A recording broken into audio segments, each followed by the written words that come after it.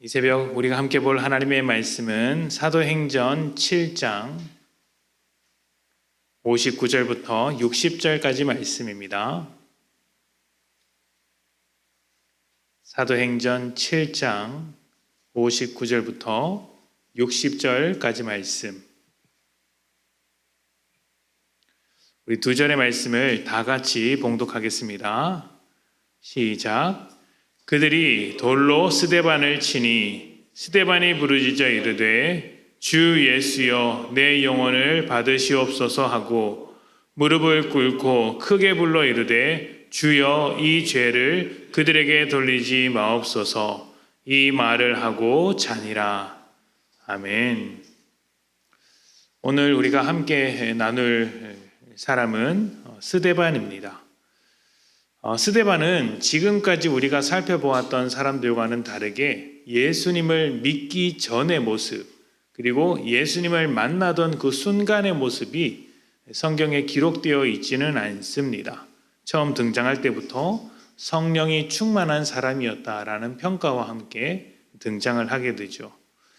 하지만 스데반의 이 짧은 이야기를 가만히 읽다 보면 그가 만난 십자가가 어떤 십자가였는지, 또 그 십자가가 스데반을 어떻게 변화시켰는지를 발견할 수 있습니다. 스데반이 처음 등장한 것은 교회가 갈등을 겪고 있을 때였습니다. 초대교회는 예루살렘에 살고 있는 정통 유대인과 이방 지역에서 흩어져 살고 있었던 헬라파 유대인이 함께 어울려서 섞여 있는 모양이었습니다. 이들은 서로 같은 유대인이라고 말은 했지만 살아온 환경이 달랐고 또 문화도 달랐고 사용하는 언어도 달랐습니다. 그러다 보니 정체성에서도 큰 차이가 있었습니다. 정통 유대인은 예루살렘 성전을 중심으로 하나님의 백성이라는 가치를 세워갔던 반면 헬라파 유대인들은 성전까지 올 수 없었기 때문에 그들은 회당에 모여서 하나님의 말씀을 나누는 것으로서 정체성을 세웠습니다. 한쪽은 성전이 중심이었고 다른 한쪽은 회당이 중심이었던 것이죠. 이 두 집단이 같은 예수를 믿고 있었지만 한 몸을 이루어 가는 데는 약간의 시간이 필요했습니다. 교회가 갈등이 생긴 부분은 이런 부분이었습니다. 어려운 과부들을 또 이웃을 돕고 구제를 하고 있는데 여러 가지 문제로 헬라파 유대인들이 빠지는 상황이 발생하게 된 것이죠. 의사소통의 문제일 수도 있습니다. 서로 다른 언어를 사용하기도 했으니까 의사소통의 문제일 수도 있겠지만 소외된 입장에서는 도움을 받아야 하고 또 또 도움을 받아야지 살아갈 수 있지만 그 도움으로부터 소외된 그 입장에서는 차별받는다. 우리가 외부에서 와서 이런 취급을 받는구나 라고 오해할 수 있죠. 이런 상황이 계속 이어지자 교회 안에서 분열의 조짐이 보이기 시작했던 것입니다. 이런 상황 속에서 문제를 해결하기 위해 7명의 집사를 세웁니다. 이것이 스데반이 처음 등장하는 이야기입니다. 세워진 집사들은 구제하는 일을 전담했고 사도들은 이제 말씀과 기도에만 전념하기로 했습니다. 여러분, 구제에만 전담하기로, 구제에 이 사람들이 이 모든 역할을 전담하기로 했다는 것은 공동체의 재정을 관리했다는 말이기도 합니다. 사도들이 관리해왔던 여러 가지 일들을 모두 그들이 가져갔다는 것이죠. 그런데 이때 세워진 7명의 집사들의 이름을 보면 모두 헬라식 이름들입니다. 헬라파 유대인들이 7명의 집사로서 역할을 맡게 되었다는 것입니다. 사도들, 예수님의 12제자들은 어떤 사람들입니까? 정통 유대인들인 거예요. 정통 유대인들과 헬라파 유대인들이 똑같이 지도자 입장에서 올라서게 된 것이죠. 이것은 소외당하고 있던 사람들의 목소리를 듣고 그들에게 모든 권한을 넘겨준 것과 같습니다. 이렇게 한 것은 단순히 문제를 해결하기 위한 것이 아닙니다. 갈라져 있었던 그 균열을 봉합하고 신뢰를 회복하기 위한 조치라고 할 수 있죠. 그래서 분열이 될 수 있었던 이 문제가 오히려 교회를 단단하게 만드는 기회로 만들어낸 것이죠. 스데반은 바로 이 7명의 집사 중 한 사람입니다. 그렇다면 이렇게 중요한 문제에 세워진 7명은 어떤 사람이었길래 집사로 세워졌을까요? 사도행전 6장을 보면 이 사람들을 소개하는 말이 있는데 성령과 지혜가 충만하여 칭찬을 받는 사람들이라고 합니다. 성령과 지혜가 충만해서 칭찬을 받는 사람들. 성령이 충만하다는 것은 그 사람의 삶에 믿음으로 가득하다는 뜻이겠고, 지혜가 충만하다는 것은 현명한 판단을 내릴 수 있는 사람이라는 뜻이겠죠. 또 칭찬받는다는 것은 그러한 그들의 행실이 다른 사람들로부터 인정받을 만하다는 것입니다. 어떻게 보면 우리도 그렇게 살고 싶다라는 마음이 들 정도로 훌륭한 모습을 보여준 사람들이었던 것이죠. 스데반은 이런 집사들 중에 한 사람으로서 헬라파 유대인을 대표하고 있지만 정통 유대인들에게도 인정받을 만큼 믿음으로나 삶으로나 훌륭한 사람이었다는 것입니다. 자, 그렇다면 우리는 궁금합니다. 스데반은 어떻게 이러한 삶을 살 수 있게 되었을까요? 어떻게 그렇게 교회가 균열이 일어날 만한 상황 속에서도 그에게 모든 것을 맡겨서 이 균열을 봉합할 수 있을 만큼 인정받는 사람이 되었을까요? 원래 시작부터 그런 사람이었을까요? 앞에서도 말했지만 우리는 스데반의 과거를 모르기 때문에 함부로 재단할 수는 없습니다. 다만 그 역시 처음부터 예수를 믿은 사람은 아니기 때문에 예수님과의 만남이, 십자가와의 만남이 큰 영향을 주었으리라고 생각해 볼 수 있겠죠. 그렇다면 스데반이 생각하고 있는 십자가는 무엇일까요? 스데반이 만났던 십자가는 과연 어떤 십자가일까요? 사도행전 7장을 보면 스데반의 설교가 나옵니다. 스데반은 헬라 유대인들이 모이는 회당에서 거침없이 복음을 전했습니다. 사실 그곳에는 오랜 유대인들이 많이 있었기 때문에 그곳에서 복음을 전하다간 봉변을 당하기 쉬운데 스데반은 아랑곳하지 않고 담대히 복음을 전했습니다.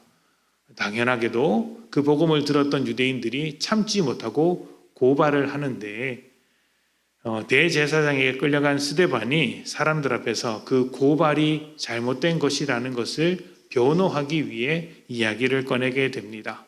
그런데 자신을 변호하지 않고 예수에 관한 복음을 증거하는 것이죠. 그 복음에 대한 증거가 사도행전 7장에 길게 나옵니다. 그 내용을 다 살펴볼 수는 없지만 요약하면 이렇습니다. 하나님은 성전에 갇혀 계신 분이 아니다. 성전 이전부터 아브라함을 통해 일을 하신 분이시다.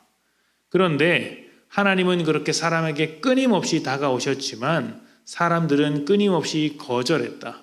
특히 하나님의 백성이라고 불리고 있는 우리의 조상들을 생각해 봐라. 모세를 보내 구원하고자 할 때도 사람들은 그러한 모세의 손길, 하나님의 손길을 거절했다. 광야에서 금송아지를 만들어서 그 금송아지를 섬겼을지언정 하나님을 거절했다. 그런데 너희는 성전이 있으니 하나님을 잘 섬기고 있는 것처럼 이야기를 한다. 이렇게 이스라엘이 하나님을 거절해온 역사를 길게 설명했던 것입니다. 그리고 마지막에 이렇게 결론을 내립니다. 사도행전 7장 51절부터 53절인데요. 제가 봉독합니다. 목이 곧고 마음과 귀에 할례를 받지 못한 사람들아, 너희도 너희 조상과 같이 항상 성령을 거스르는도다. 너희 조상들이 선지자들 중에 누구를 박해하지 아니하였느냐? 의인이 오시리라 예고한 자들을 그들이 죽였고 이제 너희는 그 의인을 잡아준 자요 살인한 자가 되나니 너희는 천사가 전한 율법을 받고도 지키지 아니하였도다 하니라. 아멘. 스데반의 결론은 이렇습니다. 하나님을 거절한 이스라엘이 하나님께서 보내신 선지자들도 박해하고 죽이더니 결국 그 선지자들이 예언한 그리스도, 의로우신 예수님마저도 죽였다. 너희는 율법을 받았으나 그 율법을 지키지 않는 목이 곧은 백성이다. 이것이 스데반의 결론이었습니다. 이것은 이스라엘을 아주 강하게 비판하는 설교였습니다. 그런데 바로 이 설교 안에 스데반이 만난 십자가가 있는 것이죠. 스데반의 설교에는 끊임없이 사람에게 찾아오셨으나 거절당하신 하나님의 이야기가 있습니다. 하나님께로부터 보냄을 받았으나 죽임을 당했던 선지자들의 이야기도 함께 담겨져 있습니다. 그리고 하나님의 아들로서 우리 가운데 오셨으나 결국 그들의 손에 십자가에 못 박혀 죽으신 예수님의 이야기도 있습니다. 이것은 그 당시 유대인들은 감히 상상하지 못했던 이야기고 오직 예수님을 만난 자들만이 할 수 있었던 고백이었습니다. 하나님을 거부하는 죄인들의 이야기, 그럼에도 끊임없이 죄인들에게 다가오셔서 포기하지 않는 사랑을 보여주신 하나님에 대한 이야기를 했던 것이죠. 그리고 이 이야기가 십자가로 완성되었습니다. 죄인들은 끝내 하나님의 아들 예수 그리스도를 십자가에 못 박아 죽였으나 하나님은 그 십자가로 죄인들을 구원해내신 것입니다. 스데반이 만난 십자가가 바로 이것입니다. 죄인들을 위해 자신을 내어준 사랑이었던 것이죠. 이 설교를 들은 유대인들은 분노했습니다. 우리가 하나님의 백성인데 어떻게 하나님의 백성이 아니라고 하느냐? 우리가 가진 성령은 하나님의 집인데 어떻게 성령과는 상관없이 하나님께서 일하신다고 하느냐? 이것은 신성모독이다. 예수님께서 받으셨던 그 혐의를 똑같이 스데반에게 뒤집어 씌워서 돌로 쳐 죽였던 것이죠. 억울한 죽음입니다. 그러나 스데반은 이 죽음을 받아들입니다. 주 예수여 내 영혼을 받으시옵소서. 주여 이 죄를 그들에게 돌리지 마옵소서. 이것이 스데반이 남긴 마지막 말이었습니다. 그가 만난 십자가가 죄인들에게 자신을 내어준 십자가였기 때문에 십자가와 함께 살아가는 그 역시 예수님처럼 자신을 내어주고 있는 것이죠. 예수님은 제자들과 함께하는 자리에서 몇 번이나 용서해 주어야 합니까? 라는 질문에 70번씩 7번을 용서하라고 하셨습니다. 이것은 단순히 숫자를 말하고 있는 것이 아닙니다. 용서의 크기를 말하고 있는 것이죠. 우리가 용서하지 못할 사람은 없다. 이것을 말씀하고 싶은 것입니다. 왜 그럴까요? 우리는 십자가의 길을 가는 사람들이기 때문입니다. 십자가는 하나님의 용서, 우리를 위해 거절당하심에도 불구하고 그 거절당함을 용서하시고 다시 한번 찾아오시는 하나님의 사랑이 있기 때문에 그 사랑을 받은 우리는, 그 십자가를 품고 살아가는 우리는 용서하지 못할 사람이 없다라고 이야기하는 것이죠. 우리는 예수님께서 용서를 통해 이루신 구원으로 새롭게 된 사람들입니다. 예수님으로부터, 하나님으로부터 용서를 받았다면 우리가 용서하지 못할 사람은 없어야 하는 것이죠. 그 십자가를 품고 용서를 한다면 우리의 용서 안에서 하나님의 일하심을 새롭게 들여다볼 수 있습니다. 그런데 여러분, 우리는 왜 용서하기가 그렇게 힘들까요? 왜 용서보다 복수를 원하는 것일까요? 답은 간단합니다. 십자가로 구원을 받았으나 그 십자가 앞에 자신을 내어주지 않기 때문입니다. 우리를 구원한 십자가는 정죄하는 자리가 아니라 정죄받는 자리였습니다. 그 십자가는 정죄의 자리가 아니었고 내가 옳다는 것을 증명하는 자리도 아니었습니다. 십자가는 생명을 창조하는 자리였습니다. 죄를 이기는 자리였고 죄인들을 품어주며 사랑하는 자리였습니다. 십자가가 만들어내는 이 놀라운 역사에 우리 자신을 내어 맡길 수 있다면 그때 비로소 용서가 가능해지는 것이죠. 나는 죽고 예수의 생명이 내가 지고 가는 십자가 안에서 드러나게 되는 것입니다. 스데반이 죽던 바로 그 자리에 바울이라고 불리게 될 사울도 함께 서 있었습니다. 스데반의 죽음이 또 다른 증인의 시작을 만들어낸 것이죠. 여러분은 스데반의 십자가를 보면서 어떻게 생각하십니까?